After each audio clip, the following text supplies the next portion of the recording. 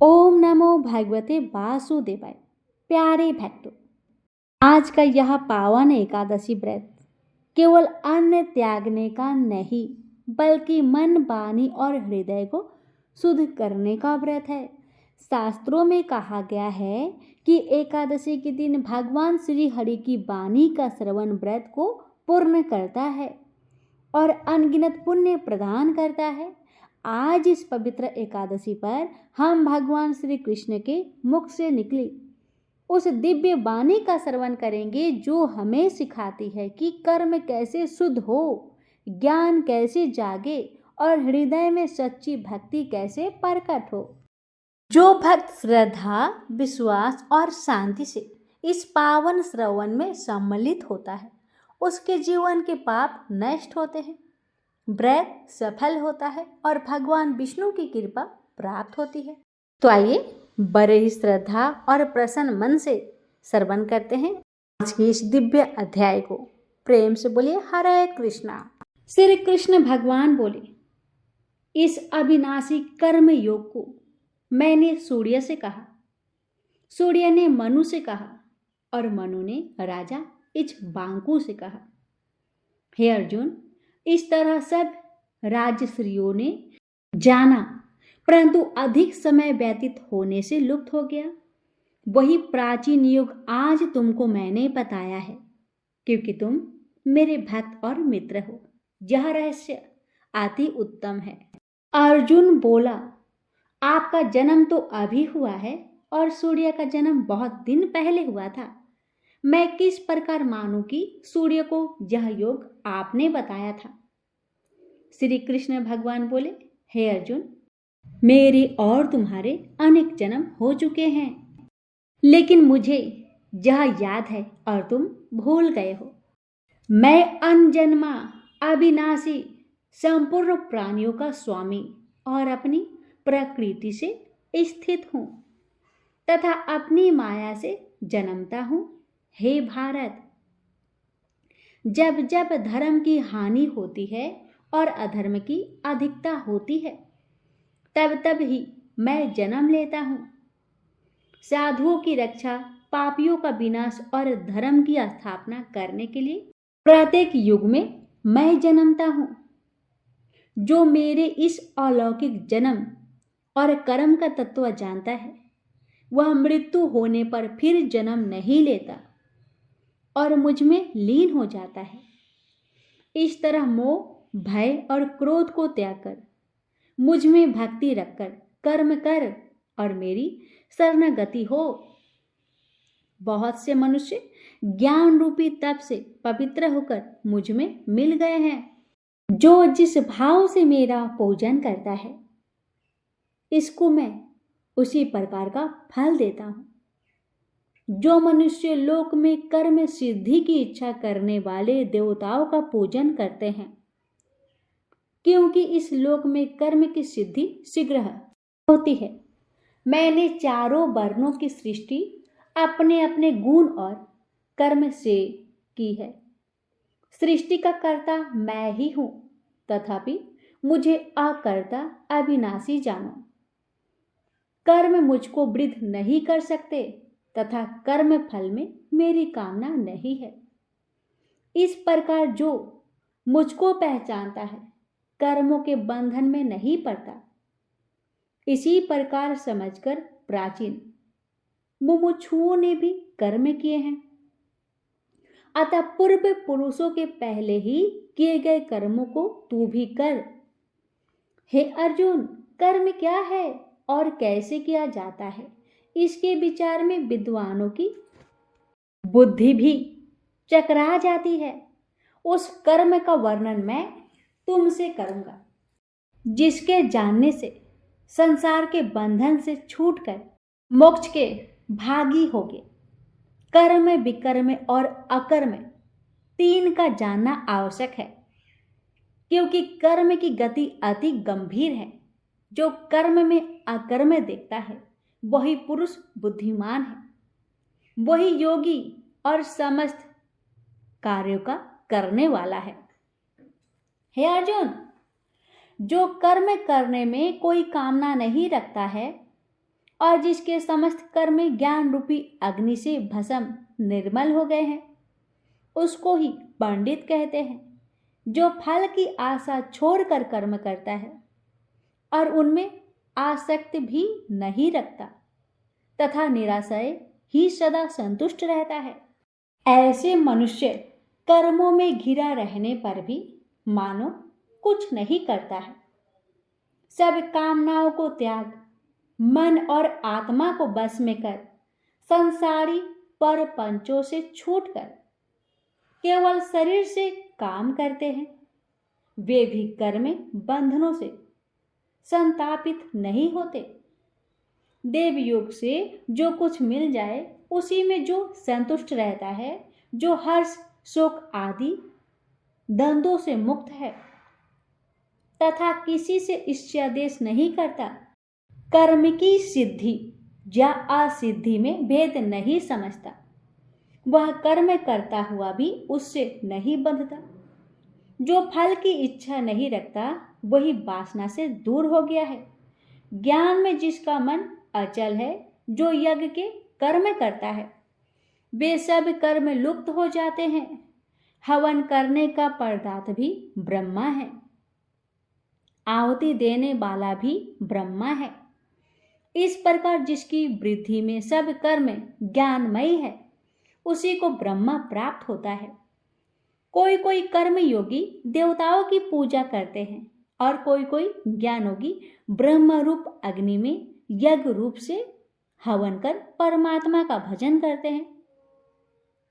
कोई ऐसे हैं जो कि अपनी इंद्रियों को तथा सब कर्मों को संयम रूप अग्नि में होम देते हैं और कोई कोई इंद्रिया रूप अग्नि में इंद्रियों के रूप शब्द आदि विषयों को होम देते हैं। कितने ही लोग इंद्रियों के सब कर्मों को और प्राणियों के कर्मों को आत्मा ज्ञान से प्रज्वलित आत्मा को संयम रूप अग्नि में होम देते हैं। कोई तो द्रव यज्ञ करते हैं, कोई तप यज्ञ करते हैं, कोई योग यज्ञ, कोई सौ साध्य और कोई ज्ञान रूप यज्ञ करते हैं।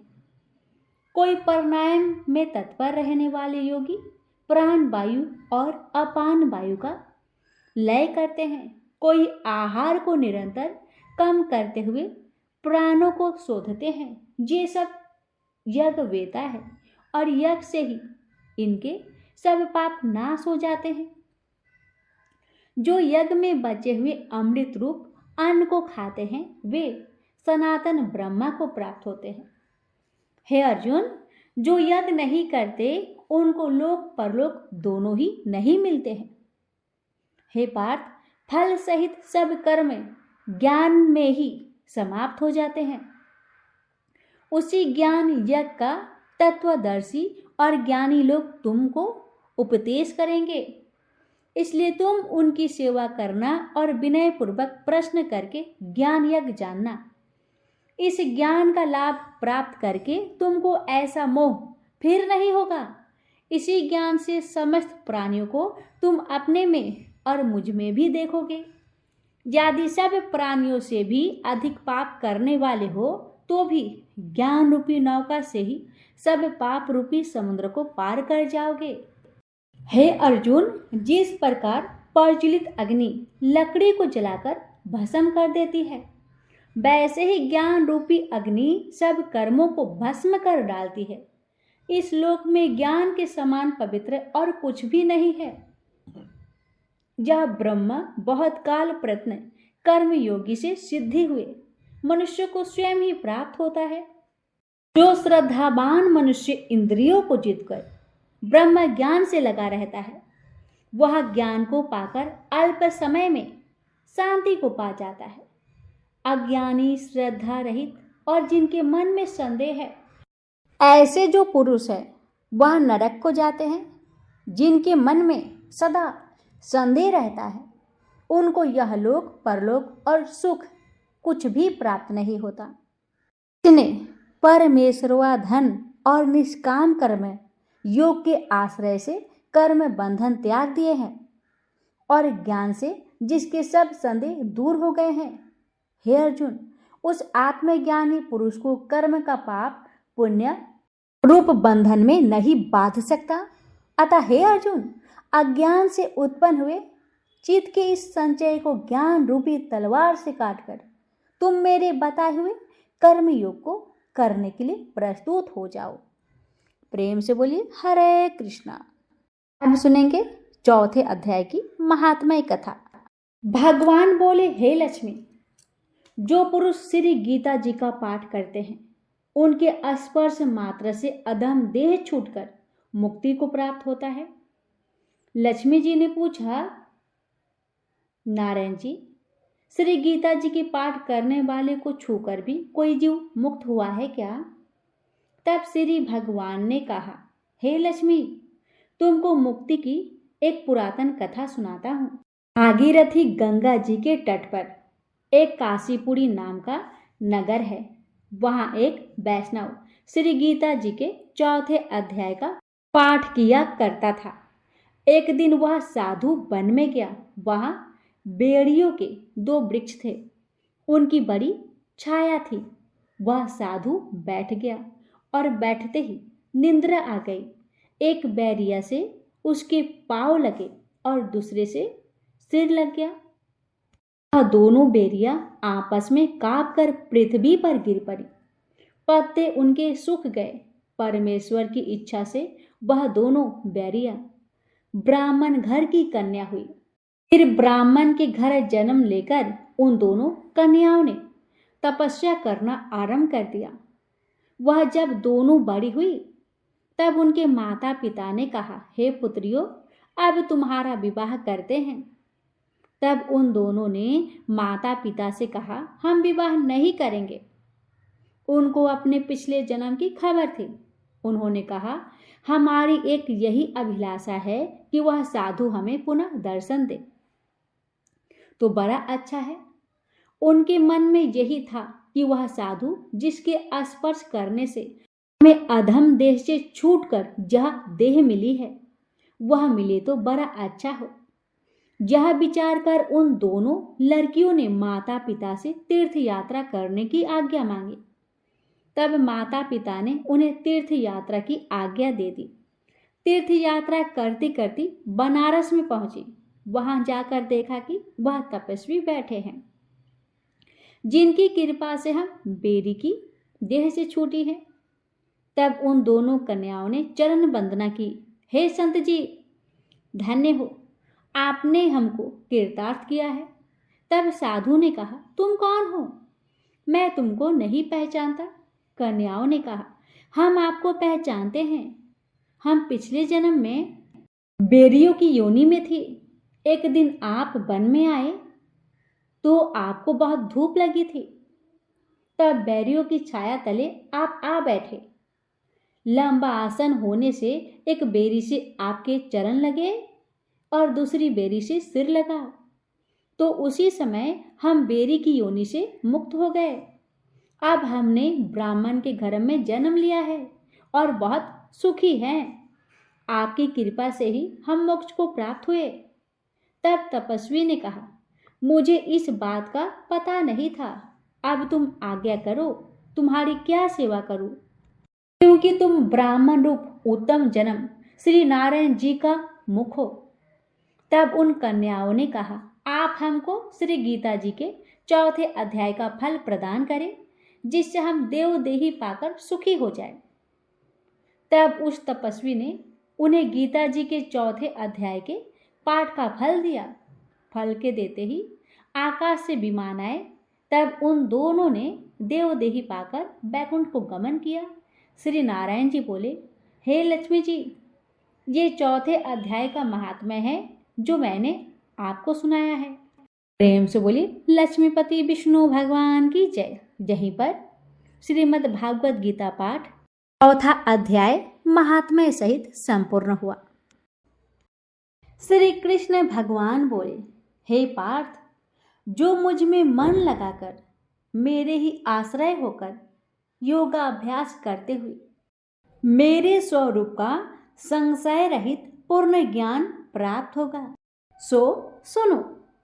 विज्ञान के सहित वह पूर्ण ज्ञान मैं तुम्हें सुनाता हूँ, जिसके जानने से तुमको इस लोक में और कुछ जानना शेष न रहेगा। सहस्त्रों मुनियों में से कोई एक सिद्धि प्राप्त के लिए यत्न करता है। उन यत्न करने वाले सिद्धों में से भी कोई बिरला ही मुझे ठीक जान पड़ता है। पृथ्वी, जल, अग्नि, वायु, आकाश, मन, बुद्धि और अहंकार, यह 8 प्रकार की मेरी प्रकृति माया है। इस प्रकृति को अपरा, अचेतन अर्थात जड़ कहते हैं। और हे महाबाहो, इससे दूसरी प्रकृति चेतन है, जिसने संपूर्ण जगत धारण किया है। इन्हीं प्रकृतियों से सब प्राणी मात्र उत्पन्न होते हैं। ऐसा जानो, यह प्रकृतियां हमसे ही उत्पन्न हुई है। इस तरह सब जगत की उत्पत्ति और प्रलय का कारण मैं ही हूँ। हे धनंजय, जिस प्रकार धागे में मणि पिराई जाती है, उसी भांति यह सब संसार मुझसे परे और कुछ भी नहीं है। हे कुंती पुत्र, जल में रस मैं ही हूँ, चंद्रमा और सूर्य में प्रकाश मैं ही हूँ, सब वेदों का सार मैं ही हूँ, आकाश में शब्द तथा पुरुष में पौरुष मैं ही हूँ। हे अर्जुन, पृथ्वी में सुगंध तथा अग्नि में तेज रूप मैं ही हूँ, सब प्राणियों में जीवन और तपस्वियों का तप मैं ही हूँ। हे पार्थ, समस्त प्राणियों में सनातन बीज रूप मुझको ही जानना, बुद्धिमानों में बुद्धि रूप और तेजस्वियों में तेज मैं ही हूँ। हे अर्जुन, काम और रोग रहित बलवान पुरुषों में धर्म के विरुद्ध न जानने वाला कर्म मैं ही हूँ। जितने भी स्वास्तिक, राजस, तामस पदार्थ हैं, वे सब मुझसे ही उत्पन्न हैं, परंतु उनमें मैं नहीं रहता हूँ। ये सब मुझ में है। सत्व, रज, तम, इन तीनों गुणों के प्रभाव से यह सारा जगत मोहित हो रहा है। इस कारण यह मेरी गुणमयी और दिव्य माया अति दुस्तर है। जो मुझको अनन्य भाव से भजते हैं, वे इस माया को पार कर पाते हैं।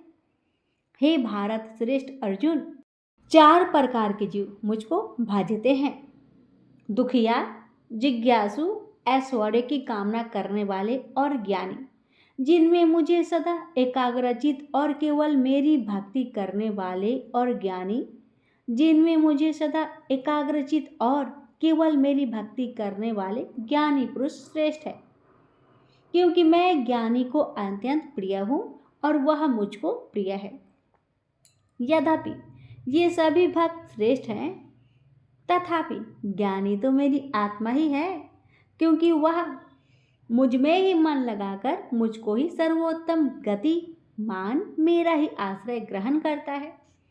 वह ज्ञानी अनेक जन्मों के बाद मुझे पा लेता है। ऐसा महात्मा अति दुर्लभ है, जो सब जगत को वासुदेवमय समझे। हे अर्जुन, जो भक्त श्रद्धा पूर्वक जिस जिस देवता का पूजन करना चाहते हैं, उन पुरुषों की उस श्रद्धा को मैं और दृढ़ कर देता हूँ। यह उस श्रद्धा से मुक्त होकर उस देवता की आराधना करता है, फिर उसको मेरी ही रचे हुए काम फल प्राप्त होते हैं। परंतु उन अल्प बुद्धि वालों का फल नाशवान है। देवताओं की आराधना करने वाले देवताओं को मिलते हैं। मेरे अव्यय, अविनाशी, अच्युतम स्वरूप को न जानकर मंद बुद्धि लोग मुझ अव्यक्त को व्यक्त देहधारी मानते हैं। मैं योग माया से आच्छादित होने के कारण सबको नहीं दिखता हूँ, उसी से मूर्ख लोग अनादि तथा अविनाशी मुझको नहीं जानते।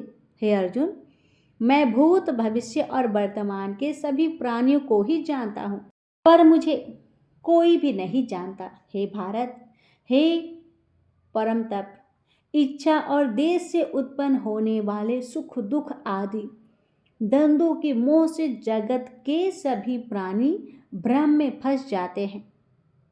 जिन पुण्य आत्माओं के पाप नष्ट हो गए हैं, वह पुरुष द्वंद्व मोह से छूटकर दृढ़ निश्चय करके मेरी भक्ति करते हैं।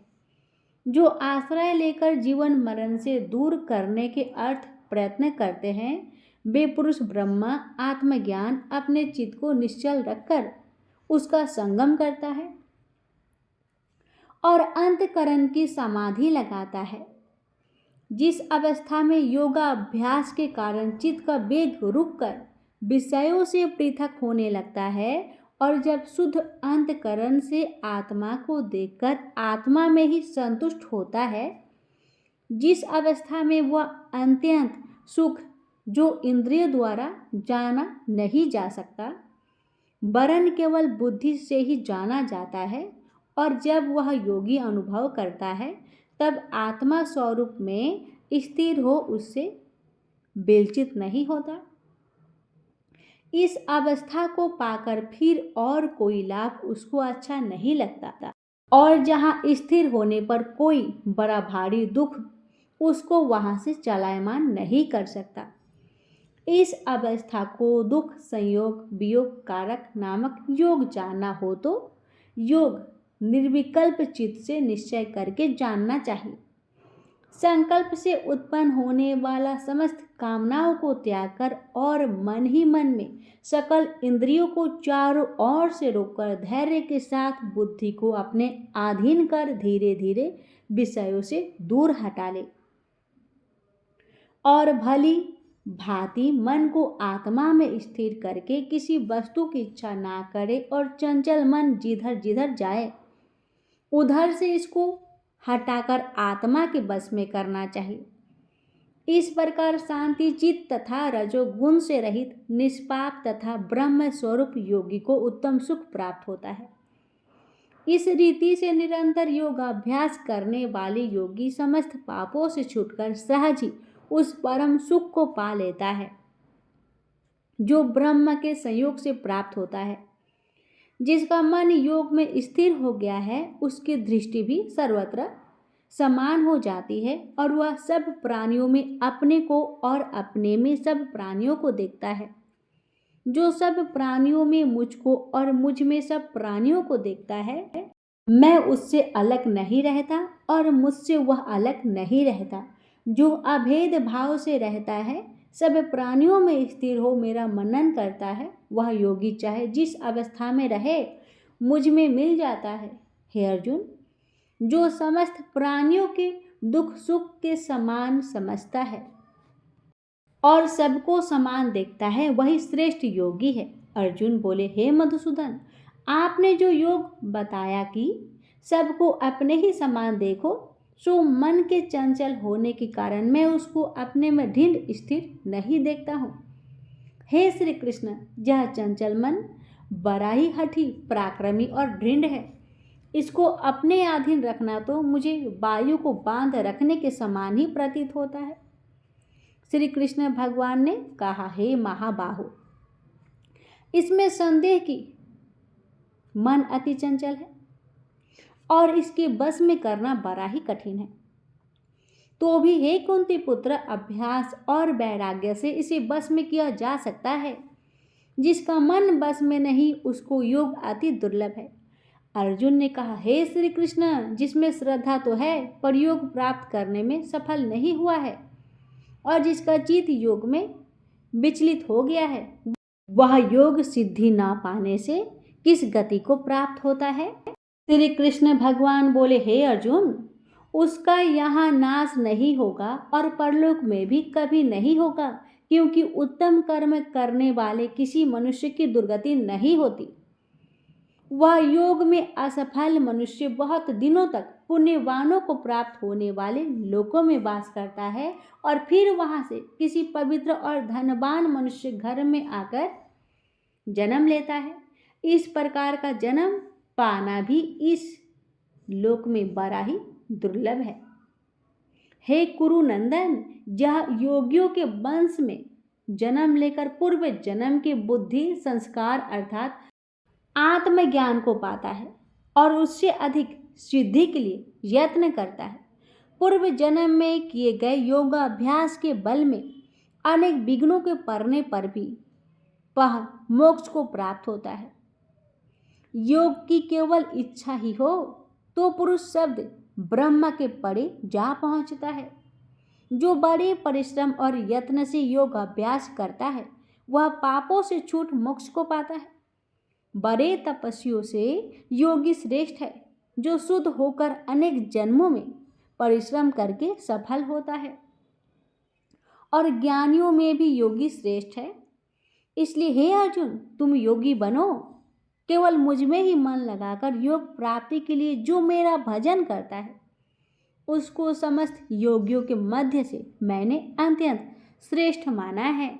तो भक्तों, श्री कृष्ण तथा अर्जुन के संवाद में ज्ञान वियोग नामक 7वां अध्याय संपूर्ण हुआ। अब सुनिए 7वें अध्याय के महात्म्य। भगवान शिव कहते हैं, हे पार्वती, अब मैं 7वें अध्याय का महात्म्य बतला रहा हूं, जिसे सुनकर कानों में अमृत राशि भर जाती है। पटलीपुर नामक एक दुर्गम नगर है जिसका गोपुर द्वार बहुत ही ऊंचा है। उस नगर में शंखकर्ण नामक एक ब्राह्मण रहता था। उसने वेश्यावृत्ति का आश्रय लेकर बहुत धन कमाया, किंतु ना तो कभी पितरों का तर्पण किया और ना देवताओं का पूजन ही। वह धनोपार्जन में तत्पर होकर राजाओं को ही भोज दिया करता था। एक समय की बात है, उस ब्राह्मण ने अपना चौथा विवाह करने के लिए पुत्रों और बंधुओं के साथ यात्रा की। मार्ग में आधी रात के समय जब वह सो रहा था तब एक सर्प ने कहीं से आकर उसकी बाह में काट लिया। उसके काटते ही उसके शरीर की रक्षा असाध्य जान पड़ी। तत्पश्चात कुछ ही क्षणों में उसके प्राण पेखरू उड़ गए और वह प्रेत बन गया। फिर बहुत समय के बाद वह प्रेत सर्प योनि में उत्पन्न हुआ। उसका वित्त धन की वासना में बंधा था। उसने पूर्व वृत्तांत को स्मरण करके सोचा, मैंने घर के बाहर करोड़ों की संख्या में अपना जो धन गार रखा है उससे इन पुत्रों को वंचित करके स्वयं ही उसकी रक्षा करूंगा। सांप की योनि से पीड़ित होकर पिता ने एक दिन स्वप्न में अपने पुत्र के समक्ष आकर अपना मनोभाव बताया। तब उसके पुत्र ने सवेरे उठकर बड़े विस्मय के साथ एक दूसरे से स्वप्न की बातें कही। उनमें से मझला पुत्र कुदाल हाथ में लिए घर से निकला और जहां उसके पिता सर्प योनि धारण करके रहते थे उस स्थान पर गया। यद्यपि उसे धन के स्थान पर ठीक ठीक पता नहीं था, तो भी उसने चिन्हों से उसका ठीक निश्चय कर लिया और लोभ बुद्धि से वहां पहुंचकर बाबी को खोदना आरंभ किया। तब उस बाबी से बड़ा भयानक सांप प्रकट हुआ और बोला, अरे मूर्ख, तू कौन है? किस लिए यहाँ आया है? यह बिल क्यों खोद रहा है? किसने तुझे भेजा है? ये सारी बातें मेरे सामने बता। तो पुत्र ने कहा, मैं आपका पुत्र हूँ, मेरा नाम शिव है और रात्रि में देखे हुए स्वप्न से विस्मित होकर जहाँ का स्वर्ण लेने के कौतूहलवश आया हूँ। पुत्र की यह वाणी सुनकर वह सांप हंसता हुआ उच्च स्वर से इस प्रकार स्पष्ट वचन बोला, यदि तू मेरा पुत्र है तो मुझे शीघ्र ही बंधन से मुक्त कर। मैं अपने पूर्व जन्म के गारे हुए धन के ही लिए सर्प योनि में उत्पन्न हुआ हूँ। पुत्र बोला, पिताजी, आपकी मुक्ति कैसे होगी? इसका उपाय मुझे बताइए, क्योंकि मैं इस रात में सब लोगों को छोड़कर आपके पास आया हूँ। पिता बोले, बेटा, गीता के अमृतमय 7वें अध्याय को छोड़कर मुझे मुक्त करने में तीर्थ, दान, तप और यज्ञ भी सर्वथा समर्थ नहीं है। केवल गीता का 7वां अध्याय ही प्राणियों के जरा, मृत्यु आदि दुखों को दूर करने वाला है। पुत्र, मेरे श्राद्ध के लिए गीता के 7वें अध्याय का पाठ करने वाले ब्राह्मण को श्रद्धापूर्वक भोजन कराओ। इससे निस्संदेह मेरी मुक्ति हो जाएगी। वत्स, अपनी शक्ति के अनुसार पूर्ण श्रद्धा के साथ निर्वैसी और देव विद्या में प्रवीण अन्य ब्राह्मणों को भी भोजन कराना। सर्प योनि में पड़े हुए पिता के ये वचन सुनकर सभी पुत्रों ने उसकी आज्ञा अनुसार तथा उससे भी अधिक किया। तब शंकुकर्ण ने अपने सर्प शरीर को त्याग कर दिव्य देह धारण किया और सारा धन पुत्रों के अधीन कर दिया। पिता ने करोड़ों की संख्या में जो धन उनमें बांट दिया था, उससे वे पुत्र बहुत प्रसन्न हुए। उनकी बुद्धि धर्म में लगी हुई थी, इसलिए उन्होंने बावली, कुआं, पोखरा, यज्ञ तथा देव मंदिर के लिए उस धन का उपयोग किया और अन्य शाला भी बनवाए। तत्पश्चात 7वें अध्याय का सदा जप करते हुए उन्हें मोक्ष प्राप्त हुआ। हे पार्वती, यह तुम्हें 7वें अध्याय का महात्म्य बतलाया, जिसके श्रवण मात्र से मानव सब पातकों से मुक्त हो जाता है। तो प्रेम से बोलिए हरे कृष्णा, ओम नमो भगवते वासुदेवाय। हर हर महादेव। माता पार्वती की जय।